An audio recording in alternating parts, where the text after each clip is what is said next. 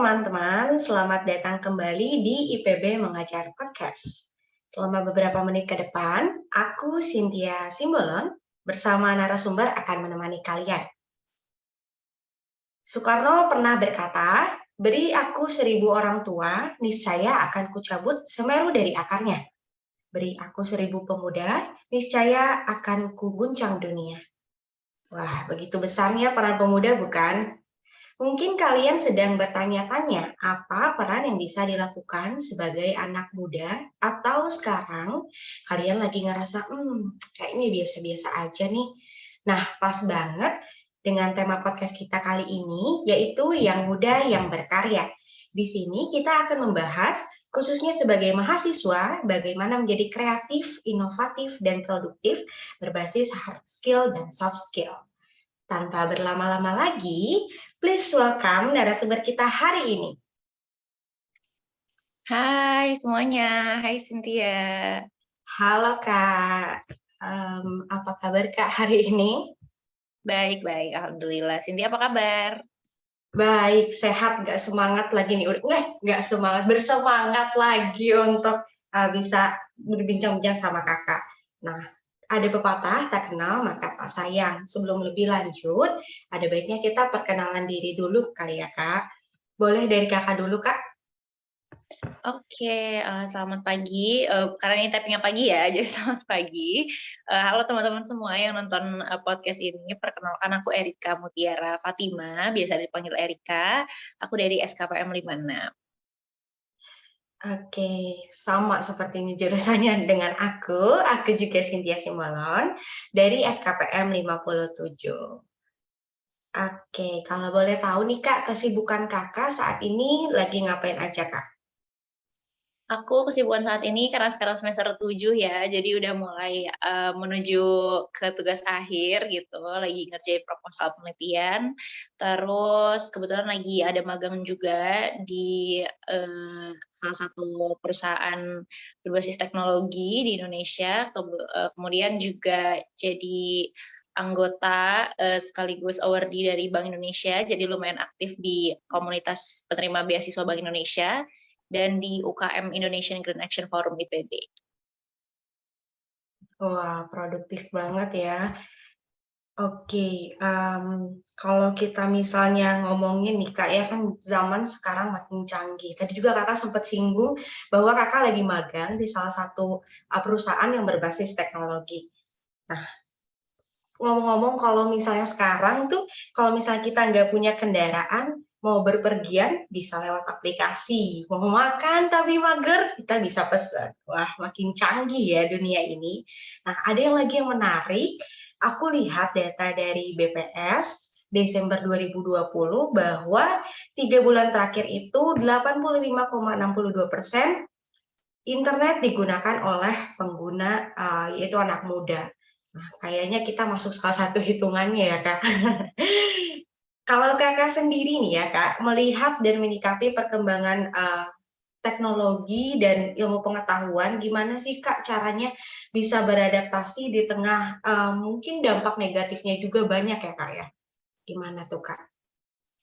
Iya, namanya kehidupan ini gitu ya, baik itu Mhm. teknologi yang sekarang kita pakai, misalkan seperti sosial media, pasti itu ada dua sisi, ada positif dan juga negatif. Nah, gimana cara kita supaya terhindar dari dampak negatif? Yang pertama, tentukan tujuan penggunaan kita tuh apa. Kalau tujuan penggunaan kita aja dari awal untuk hal-hal yang kurang positif, misalnya kayak cuman mau ngeliatin kehidupan orang atau mau mengomentari orang, misalkan kan kita kan sekarang suka bikin second account ya. Nah, Iya. tujuan second account tuh apa tuh? Apa untuk mengomentari kehidupan orang atau untuk ikut komen-komen di akun-akun gosip. Nah, itu yang pertama harus kita hindari tuh, tujuan-tujuan yang emang dari awal, kayaknya dampaknya tidak positif gitu. Terus yang kedua, kita dengan segala banyaknya informasi ya, karena sekarang, era informasi gitu, kita sangat mudah menerima, informasi kayak even even nggak kita cari aja tuh muncul gitu kan. Nah, itu kita harus pintar-pintar memfilter, informasi mana yang bisa kita percaya, informasi mana yang, bermanfaat buat kita gitu, itu harus bisa kita filter. Kemudian juga, menghindari dampak negatifnya itu adalah, dari diri kita sendiri.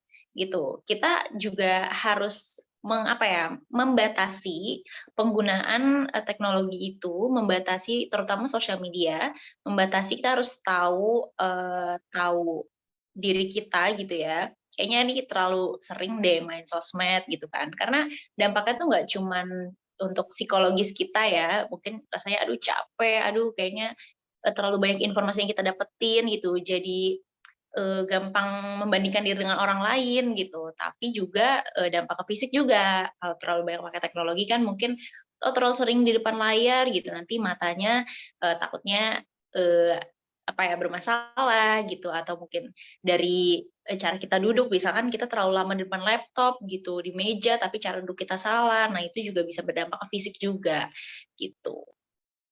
Oke, setuju banget sih apa yang dibilang sama Kak Erika. Gak jarang juga malah, dampak iptek yang negatif buat kita justru jadi nggak produktif ya, Kak, karena saking mudahnya, saking instannya segala sesuatu, jadi kita nggak terlatih untuk bisa berproses. Tadi aku sempat dengar juga di awal Kakak, menjelaskan beberapa kesibukan kali ini, saat ini, salah satunya itu, internship. Nah, kan Mmm. tadi juga Kakak singgung nih semester 7. Lagi sibuk-sibuknya masa, skripsi gitu kan, mulai skripsi. Aku agak-agak gimana ya, berpikir gimana caranya bagi waktu, terus Kakak juga, jadi awardee di salah satu, beasiswa, itu kan juga butuh, waktu untuk bisa, berbagi peran gitu. Nah, itu gimana ya Kak caranya biar bisa bagi waktu satset kalau kata anak zaman sekarang itu gimana Kak? Oke, sebenarnya kalau urusan bagi waktu itu akan kembali ke diri orang masing-masing ya. Pasti setiap orang punya cara untuk bagi waktunya masing-masing. Aku juga, sering kali mendapatkan situasi di mana, aduh ini kayaknya terlalu padat nih, aduh kayaknya susah nih bagi waktunya gitu. Tapi satu, yang paling menurut aku berpengaruh adalah live the moment, gitu. Jadi kalau kamu saatnya kerja nih, saatnya lagi intern, ya udah kamu fokus kerjain kerjaan kamu sampai bener-bener selesai, hasilnya maksimal. Setelah itu, saat kamu lagi, misalkan lagi skripsian gitu ya, lagi ngerjain penulisan, ya udah kamu fokus kerjain penulisan. Jangan mudah dengan pekerjaan kamu yang lain, gitu. Saatnya kamu makan, ya udah kamu makan. Saatnya kamu pengen nonton drakor, ya udah kamu nonton drakor, gitu. Live the moment. Jadi, semua yang kamu lakukan itu total dan juga, waktunya tuh efektif semua, gitu. Hasilnya tuh terlihat dengan signifikan, gitu.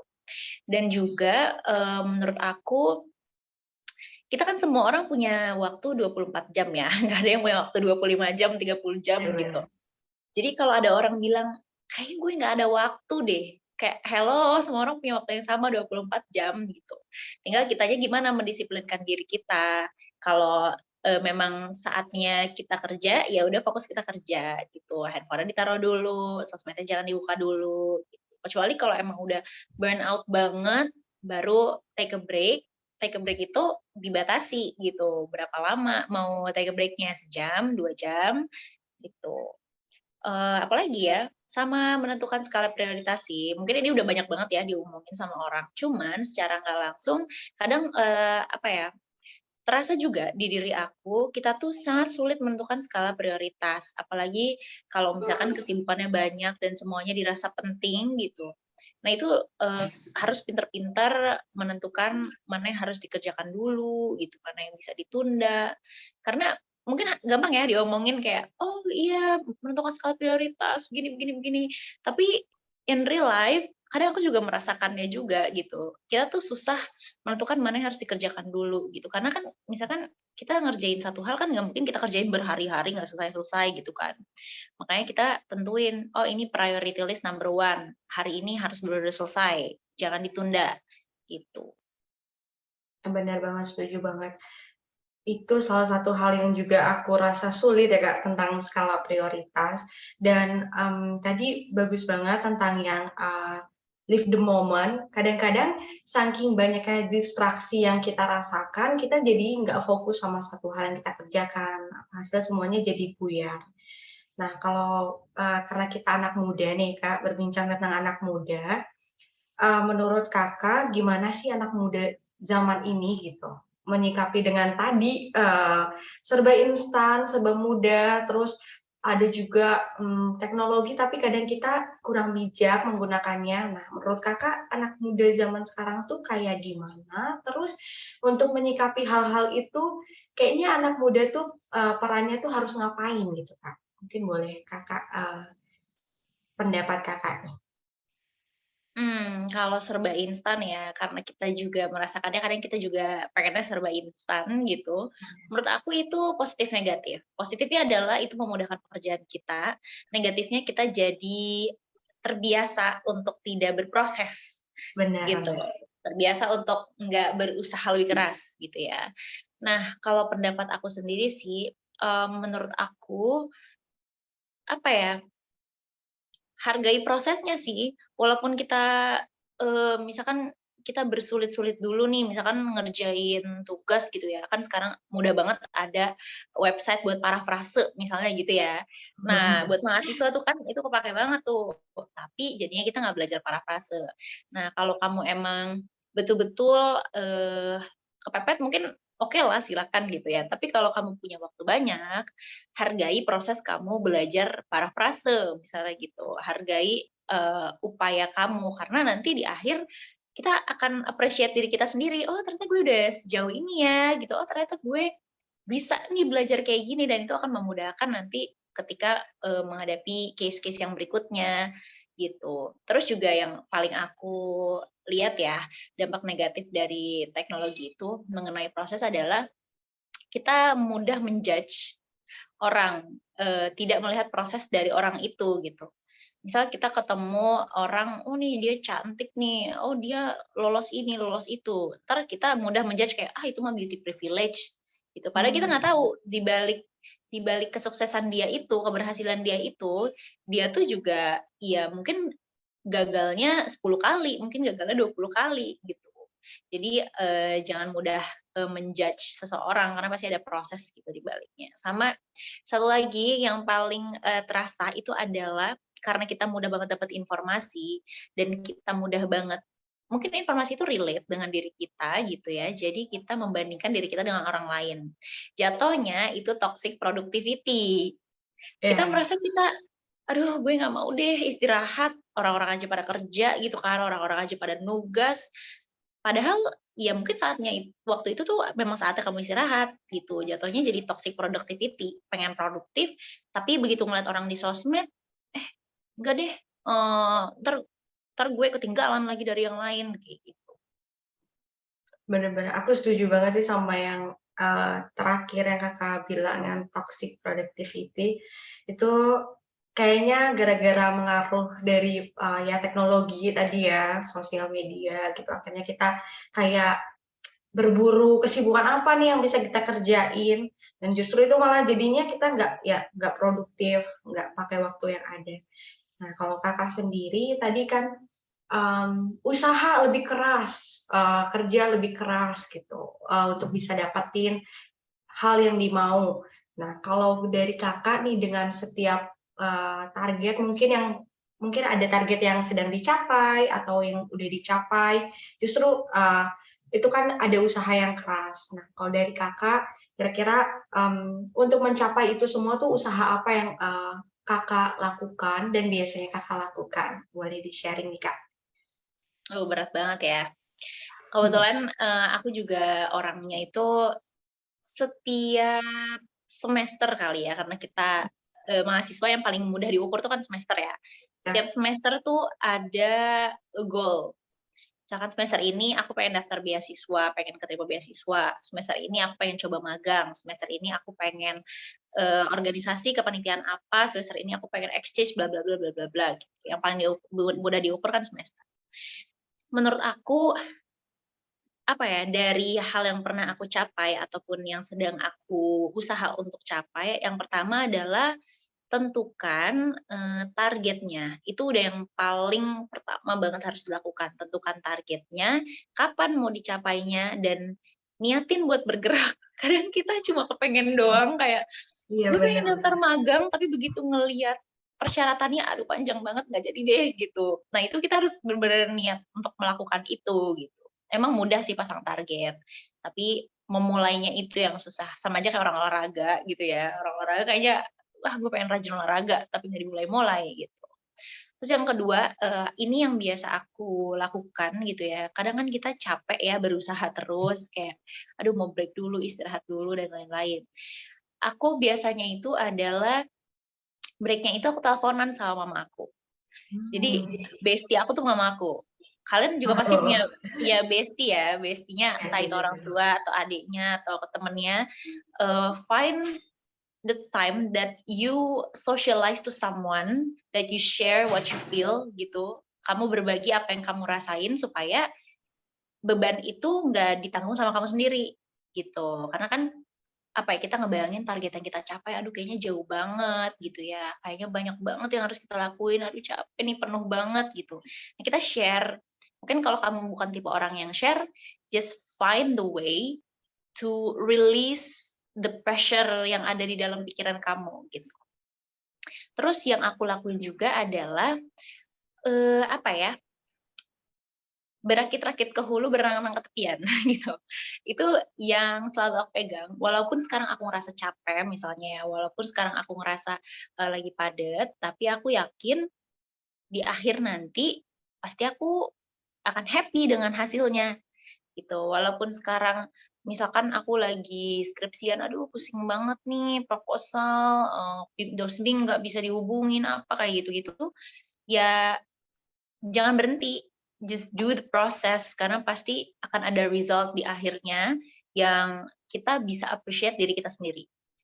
The smallest, apa ya, the smallest thing that you achieve, you have to appreciate it, gitu. Jadi nggak usah muluk-muluk, kayak itu harus big thing gitu untuk kita bisa appreciate.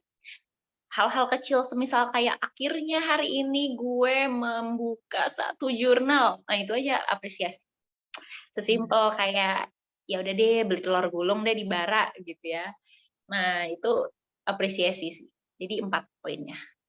Target, mulai kerjain, share ke orang beban yang kamu rasakan supaya tidak dirasakan sendiri, sama appreciate. Oh 5, satu lagi tadi, berakit-rakit ke hulu, berenang-renang ke tepian. Ya, itu 5 hal yang rasanya kayak kelihatan mudah, tapi waktu Hmm. dikerjain susah banget. Apalagi yang nomor 2 tuh, yang kerjakan. Wah, kayaknya kita lebih banyak kayak, oke kita pasang target apa nih? Terus pasang target, banyak listnya, ternyata waktu kerjain susah, sama kayak kita terlalu sering, aku juga pribadi kadang lebih sering apa nih hal besar yang bisa aku kerjain, tapi lupa hal-hal kecil kayak tadi Kak Eka Ya, mention, buka jurnal, itu hal kecil yang mungkin bisa kalau terus telaten kita kerjainnya, bisa jadi hal besar, tiba-tiba jadi bikin jurnal gitu kan, siapa tahu ya Kak. Oke, bisa bisa. iya benar, tadi juga aku, mention bahwa share the moment itu juga Kakak mention share the moment itu hal yang cukup sulit juga ya, kadang-kadang kita lebih senang untuk simpan sendiri karena kita rasa mungkin, kalau kita kasih ke orang lain takut menambah beban orang lain juga. Nah, itu 5 hal yang menurut aku, baik banget untuk bisa kita punya sebagai anak muda. Nah, cara Kakak untuk bisa, kayaknya 5 hal ini deh yang gue rasa ini harus gue punya, itu gimana sih Kak awalnya kayak, apa satu persatu kayaknya pertama pasang target, terus udah pasang target, apalagi ya? Itu proses untuk cari hal-hal itu tuh gimana Kak? Mungkin boleh diceritain? Wah, proses buat cari hal itu tuh ups and downs ya. Iya. Jadi memang kita harus ngelakuin, kita harus salah dulu, kita harus gagal dulu, kita harus ibaratnya breakdown dulu, kayak wah nangis-nangis berat, baru nanti setelah itu kita coba bangkit lagi dan jadi nemu nih, kayaknya nanti gue harus kayak gini nih, nanti gue nggak boleh kayak gini nih, gitu. Jadi apa ya, sebenarnya nantinya setiap orang, aku percaya ya, setiap orang itu nantinya akan menemukan cara mereka sendiri, gitu. Iya. Mungkin cara aku ada 5 ini, tapi bisa jadi itu akan fit into you, maybe it's not gitu. Tapi menurut aku dengan semua perjalanan yang aku lalui, aku akan menemukan kayak hikmahnya tuh apa, dan itu diterapkan untuk step-step yang berikutnya, gitu. Ya, apa ya, kayak ibaratnya gini, aku bisa mikir, yang tadi appreciate, itu tuh karena aku pernah keras sama diri sendiri. Hmm. Kayak aku sebenarnya dapat reward dari orang lain, tapi aku merasa ada orang yang dapat lebih besar lagi, dan aku tuh ya kecil lah itu, nggak perlu dah diapresiasi. Tapi makin ke sini, aku jadi merasa kayak, am I too hard on myself gitu. Aku pengen happy kayak orang-orang yang setiap weekend mereka hargai, ibaratnya 5 hari yang mereka lalui gitu ya, Senin sampai Jumat, di weekend mereka appreciate. Dan aku tuh jadinya apa ya, pengen deh gitu appreciate kayak gitu, supaya rasanya tuh nggak capek terus sama diri sendiri gitu. Jadi ada proses lah untuk menemukan itu, dan setiap orang pasti bakal menemukan sih. Benar-benar. Iya sih, tadi kalau misal boleh disimpulin berarti, pengalaman sama sekitar ya, Kak, yang membuat Kakak bisa, menemukan hal-hal itu. Tentu kalau di dalam proses itu banyak hal yang, apa, kayak up and downs-nya, terus, ya susah-susahnya. Nah, gimana sih, Kak, di waktu itu, kan sering banget juga kita dengar gitu, kalau misalnya kita nggak produktif, "Gimana sih masih muda kok males-males?" Kayaknya itu nggak asing lagi kita biasa dengar gitu ya sebagai anak muda, atau yang muda lah yang kerja gitu, atau hal-hal lain stereotip lain yang biasanya dilekatkan sama anak muda. Nah, Kakak menyikapi itu mungkin nggak dari sekitar Kakak, atau mungkin kadang-kadang diri kita sendiri yang terlalu, hard gitu ya, hard push terus diri kita gitu untuk bisa, kita anak muda harus bisa kerjain lebih." Nah itu kalau misalnya Kakak udah sampai ke, fase itu, kira-kira yang Kakak lakuin tuh apa gitu? Kayak misalnya, "Ah udah, jangan gitu." Nah itu jangan gitunya tuh gimana? Mungkin Kakak bisa sharing atau ya ceritakan pengalaman seperti itu. Oke, sebenarnya aku itu tipe orang yang, nggak bisa nyimpen sendiri ya, jadi aku harus share sama tadi ya, bestie aku adalah mamaku gitu. Jadi aku selalu share sama mamaku, kalau aku merasa aku kayak, apa ya, kurang oke gitu ya, kurang produktif atau kurang perform, kurang maksimal, kurang total, atau justru malah ngerasa lagi gagal apa segala macam, itu aku share sama mamaku supaya aku tidak mengambil keputusan yang terlalu, apa ya, tidak dalam kepala dingin, Ah, gitu. iya iya. Entar tiba-tiba gue merasa nih, kayaknya gue kurang produktif nih, teman-teman gue pada ikut kepanitiaan, tapi sebenarnya pada situasi itu secara kondisi itu ya, dalam kondisi itu entah fisik kamu atau mental kamu, sebenarnya kamu juga belum ready untuk ikut kepanitiaan. Nah, Mmm. itu daripada kamu memutuskan ngambil kepanitiaan karena, kamu menganggap diri kamu tidak produktif gitu ya, karena ngeliat orang lain, nah kamu cari pendapat dari luar gitu.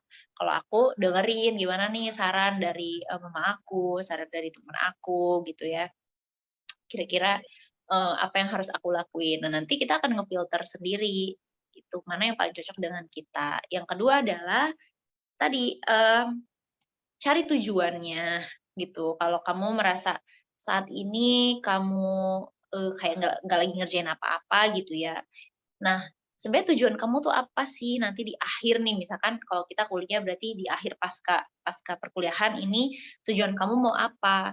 Nah, kamu breakdown tuh satu-satu, nggak harus dimulai dari hal besar, dimulai dari hal kecil juga boleh. Misalkan nanti setelah lulus ini kamu pengen ngambil S2, ya udah dari sekarang cari sesuatu yang bisa mendukung S2 kamu, entah itu, IPK-nya dibagusin kek, atau misalkan ikut, dosen penelitian kek, atau mulai belajar bahasa Inggris misalnya gitu kan. Nah itu kan belajar bahasa Inggris itu kan kayak hal yang sangat mudah ya sekarang untuk dilakukan, kayak nonton YouTube aja bisa gitu.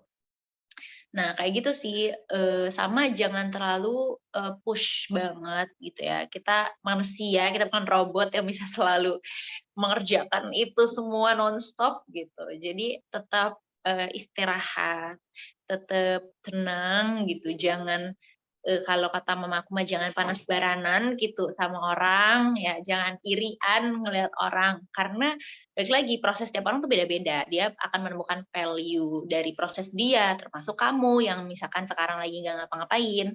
Mungkin kamu memang pada saat itu memang waktu yang tepat untuk kamu nggak ngapa-ngapain. Jujur aku pernah merasakan kayak gitu. Semester 6 aku nggak banyak ambil kegiatan.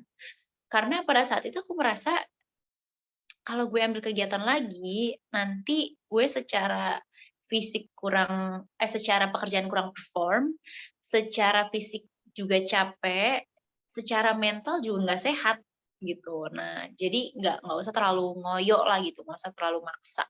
Nanti jatuhnya kayak tadi toxic productivity, pengen produktif tapi sebenarnya itu nyakitin ngeracunin diri kita sendiri. Benar-benar. Iya sih, kadang-kadang ya benar tadi ya, nggak apa-apa untuk nggak ngelakuin apa-apa di waktu tertentu, jadi bukan berarti itu kayak memperbolehkan nggak ngelakuin apa-apa sepanjang waktu. Oke, Ya. tadi Kakak juga sempat mention, nggak apa-apa nih kita belajar dulu hal-hal yang kecil, misalnya kayak, eee, belajar bahasa Inggris, terus, cari-cari ikut-ikut kepanitiaan atau penelitian, target-target yang bisa kita pasang, eee, potensi-potensi yang bisa kita gali untuk mencapai target-target yang kita pasang. Nah, gimana ya Kak caranya untuk bisa tahu potensi apa nih yang kita punya? Sedangkan kita kadang-kadang semua kita coba gitu kan, kayak aku juga sering banget aku coba, kayaknya aku di sini deh, aku coba ternyata enggak dapat. Akhirnya karena sering banyak mencoba dan yang dicoba ternyata bukan potensi diri, akhirnya jadi malas untuk coba gali lagi potensi kita, yang justru memang bukan, itu yang udah kita gali itu dan justru memang hal lain gitu potensi kita. Misalnya kayak mungkin Kakak, karena Kakak juga, mungkin, potensinya di public speaking mungkin ya Kak, kalau aku ngelihat dari cara Kakak, berbicara dan ikut beberapa, acara yang Kakak pandu, mungkin, public speaking salah satu potensi yang Kakak punya, gimana caranya untuk, "Oke, kayaknya gue punya nih potensi ini. Gimana caranya gue gali potensi ini supaya potensi ini bisa jadi salah satu step untuk gue bisa capai target gue." Nah, mungkin Kakak bisa share ke kita nih, Kak. Oke, kalau gali potensi sih sejujurnya aku juga tim nyoba semuanya ya. Karena ada orang yang dari lahir dia kayak udah berbakat gitu, sedangkan Iya, gue bener. nih Erika Mutiara ini gitu dari lahir tidak tahu saya bakatnya apa, nyanyi pas-pasan gitu ya, main musik gak bisa gitu. Nah kalau aku sih sebenarnya tim nyoba semuanya gitu, tapi dari semua yang kita coba cari learning-nya. Jadi nggak cuma nyoba sekali coba, asal-asal coba doang, kan ada kayak, ya udah buat iseng aja gitu. Jangan buat iseng doang, cari learning-nya dari situ gitu. Jujur aku juga menemukan passion aku di bidang MC gitu ya, public speaking, itu juga karena aku itu baru pas kuliah. Aku Mhm, baru nyemplung ke MC itu pas, tahun 2019 akhir kalau nggak salah. Itu aku baru berani nyoba, baru berani nyemplung dan ternyata aku enjoy. Sebenarnya potensi itu bisa bisa kita yang menilai, bisa orang lain yang menilai. Aku merasa sebenarnya aku di MC itu cuma enjoy aja, aku nggak merasa aku jago-jago banget gitu. Tapi orang lain yang menilai, "Kayaknya lu emang cocok deh di sini, kayaknya lu emang, eee, semangat deh buat untuk mempelajari bidang itu," gitu. Dan aku enjoy ngelakuinnya gitu. Jadi baru tuh menjadi sebuah, apa ya, mungkin jatuhnya bakat atau kemampuan baru gitu, yang bisa kamu kembangkan lagi, gitu. Jadi kalau kamu menerima input dari orang lain nih, kamu habis nyoba sesuatu, terus kamu nerima input dari orang lain, "Kayaknya lu cocok deh di sini, kayaknya lu nggak cocok di sini." Nah, itu kita bener-bener cerna gitu ya. Kalau gue cocok dan gue enjoy, just do it gitu. Kalau gue nggak cocok tapi gue enjoy, ya udah just do it just for fun gitu loh. Karena kitanya enjoy walaupun kitanya sebenarnya mungkin not very good at that gitu. Tapi kalau udah mah gue nggak cocok, gue nggak enjoy, ya udah just leave it gitu, tinggalin, cari yang lebih menarik lagi gitu. Tapi satu hal juga, potensi jatuhnya bukan potensi ya, kayak step by step yang bisa, membuat kamu bisa menuju target itu adalah kalau aku find my role model sih. Hmm. Kadang kita bingung ya, kita punya target, tapi kita nggak tahu gimana cara kita achieve target itu, apa yang harus kita lakuin dulu. Kalau aku cari role model. Aku lihat step by step dia. Misalkan dia sekarang lagi exchange nih ke Korea. Terus Hmm. aku beraniin tanya, Kak, kalau kakak dulu kegiatannya apa aja sih selama kuliah gitu? Oh, dia pernah ikut, apa misalnya, lomba pidato internasional misalnya gitu, atau dia sesimpel dia pernah ikut TOEFL 3 kali buat cobain gitu. Nah itu tuh bisa membantu kita untuk, tahu step by step mencapai tujuan, sambil kita juga menggali potensi kita. Oh, bener banget sih. Cari role model itu mungkin kadang kita pengen coba, terus coba, tapi nggak tahu nih kayak kira-kira, ini juga bisa jadi evaluasi kali ya, Kak? Maksudnya, dari orang itu kira-kira ketika mencapai target itu apa yang bisa kita benahi, supaya kita juga Mhm. bisa capai target itu dan mungkin, apa ya, banyak hal juga yang bisa kita dapatkan gitu. Nah, kalau Kakak sendiri udah dari sekian target, terus potensi kayaknya gue berbakat di sini, gue mau coba yang lain. Pernah nggak sih Kak ngerasa kayak, "Udah deh, gue stop sampai di sini, udah cukup gue kayak capek banget," atau, "Udah cukup kayaknya potensi gue segini segini aja," atau mungkin Kakak, tipe yang, "Ini nggak bisa nih, kayaknya gue ada lagi potensi ini, kayaknya gue juga mesti kembangin potensi ini." Ada kayak gitu nggak, Kak? Kalau merasa cukup, enggak ya, kayak sombong banget kalau kita bilang Iya. kita kayaknya potensi gue udah deh segini, udah cukup nggak perlu nyoba yang lain gitu, aku nggak pernah sih merasa itu. Karena jujur ketika kita membandingkan diri sama orang di luar sana, bukannya jatuhnya toxic ya, maksudnya it's a motivation juga gitu. Kita pasti akan merasa kurang, kayak gue butuh belajar ini, kayak gue butuh ada pengalaman di sini gitu. Jadi jangan pernah merasa cukup untuk belajar ya, tetaplah menjadi anak muda yang haus gitu untuk learn sesuatu yang baru. Nggak harus kayak akademik sih, kayak cara ibaratnya critical thinking aja itu tuh adalah sesuatu yang harus kita pelajari gitu kan. Nah, kalau merasa apa ya, jatuhnya mungkin stop nggak ambil opportunity itu pernah ketika aku memang sudah merasa, I think it's my limit gitu. Kita juga harus sadar limit, walaupun ada orang bilang, push the limit." Nggak bisa every time you push the limit, you have the limit because you are a human being gitu kan.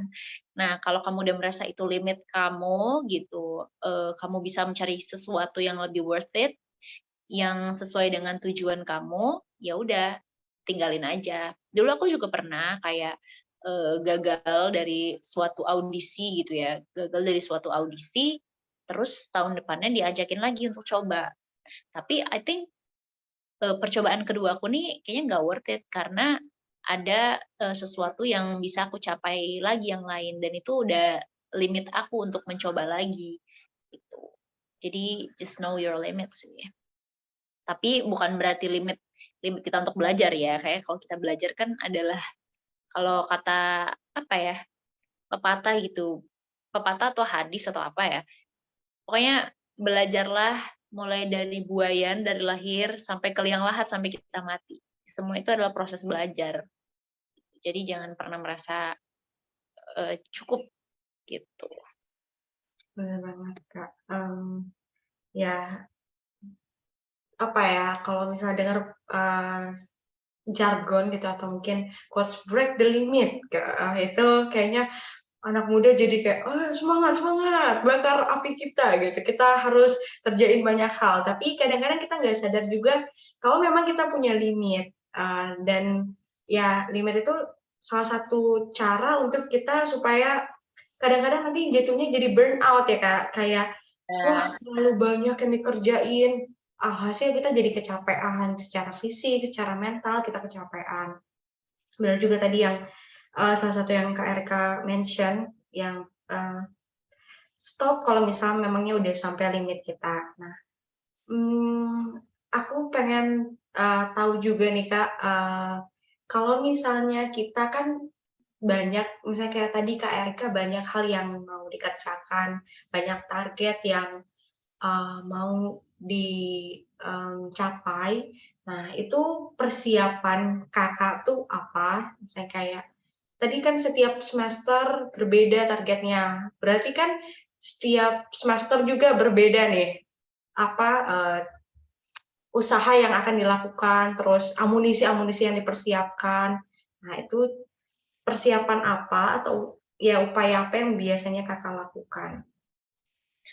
Oke, sebenarnya, step by step yang aku lakukan di setiap semester itu adalah part of big target lagi gitu. Hmm. Jadi kita punya nih satu target besar, kita breakdown jadi target yang kecil-kecil yang kita capai, kayak gitu. Nah sebenarnya nge-breakdown target jadi kecil-kecil itu juga salah satu persiapan ya, salah satu amunisi juga, gitu.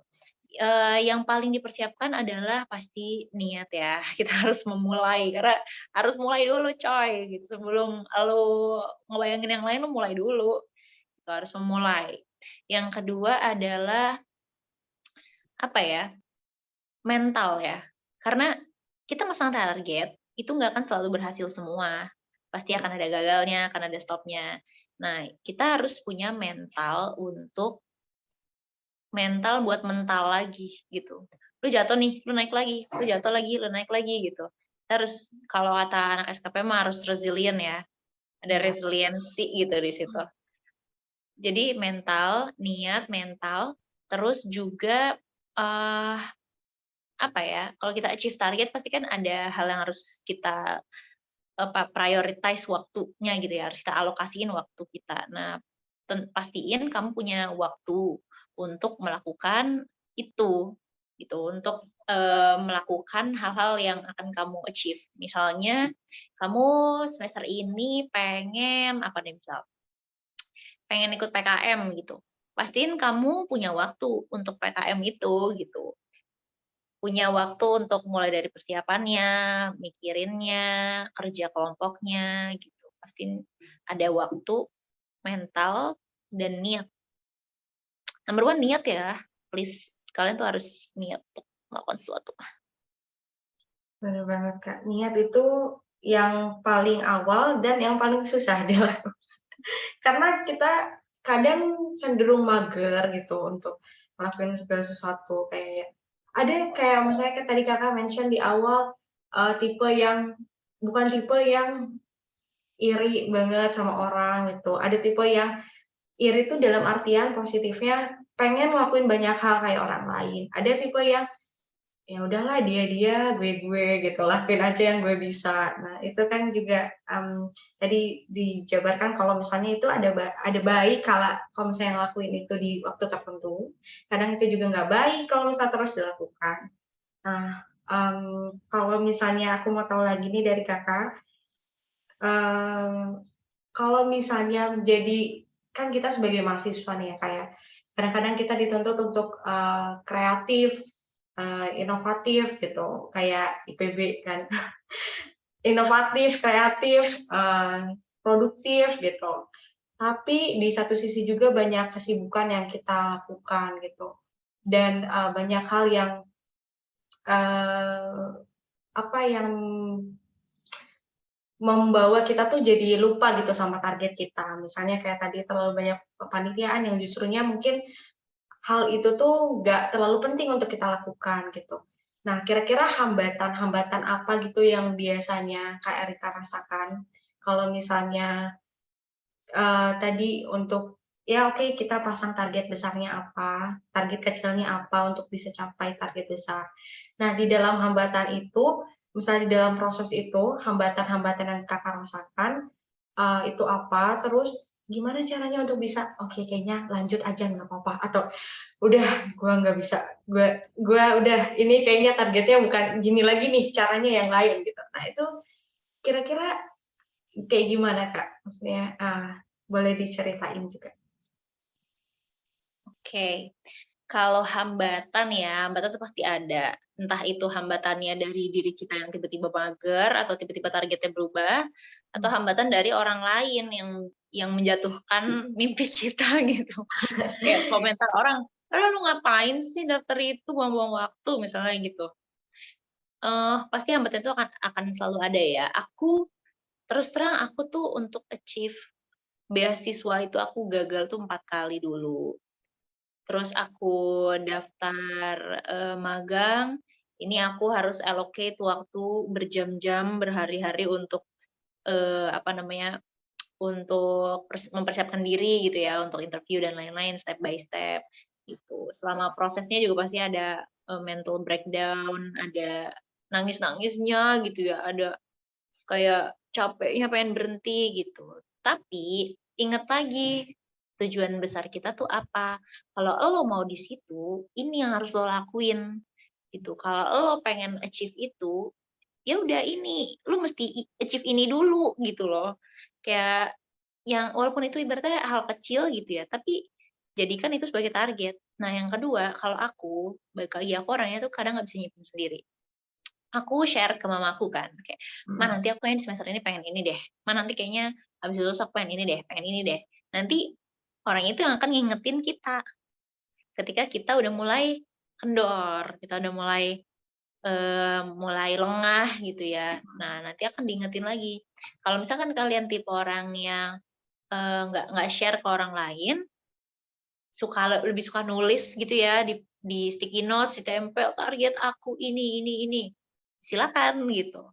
Tapi yang penting harus ada yang ngerimain terus target kita.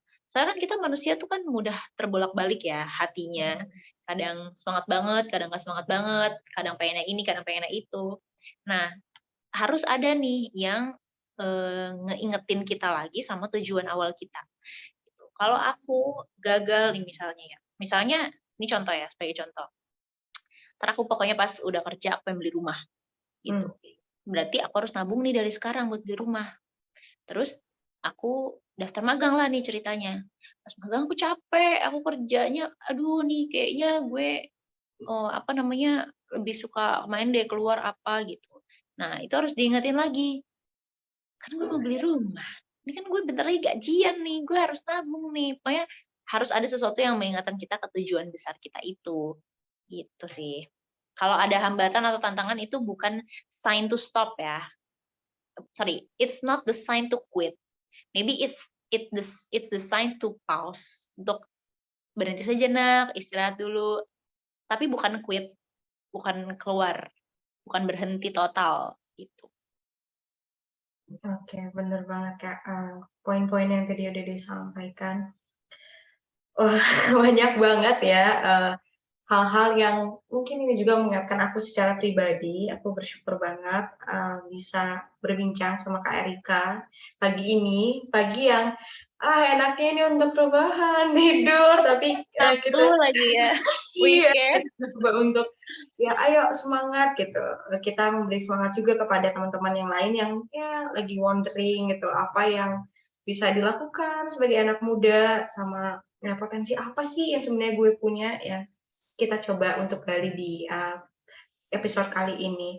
Nah, untuk mengakhiri episode kita kali ini, mungkin Kak Erika ada pesan atau, eee, hal-hal yang mungkin bisa menyemangati nih teman-teman dan para pendengar kita, boleh Kak berikan. Oke, buat teman-teman yang menonton podcast IPB Mengajar ini, pokoknya untuk semua hal yang kalian lakukan, itu percayalah akan ada hasilnya, nggak akan ada yang sia-sia. Makanya kalau kalian merasa capek, merasa pengen nyerah, jangan berhenti, istirahat sejenak, refreshing keluar, apresiasi diri kita sendiri. Ini mungkin sangat umum dikatakan tapi sulit untuk dilakukan gitu. Mulai apresiasi diri kalian sendiri, aku mau ke salon, aku pengen beli Thai tea, aku pengen apalah gitu ya. Apresiasi diri kalian sendiri, habis itu jalan lagi, gas lagi. Jangan, ngoyo juga terus gas, tapi ujung-ujungnya kitanya capek secara mental, hasilnya nggak maksimal, gitu. Jadi tetap konsisten juga sih, tetap konsisten, jangan on off. Makanya tadi harus sadar sama diri sendiri, appreciate, supaya kita juga betah ngelakuinnya, gitu.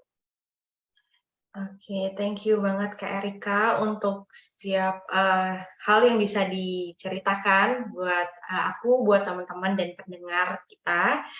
Aku berharap para pendengar boleh dapat manfaat dari episode kita kali ini dan jangan lupa untuk menggali potensi kalian masing-masing karena yang muda yang berkarya.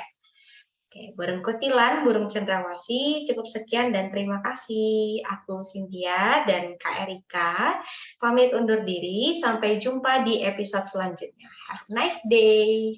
Dadah.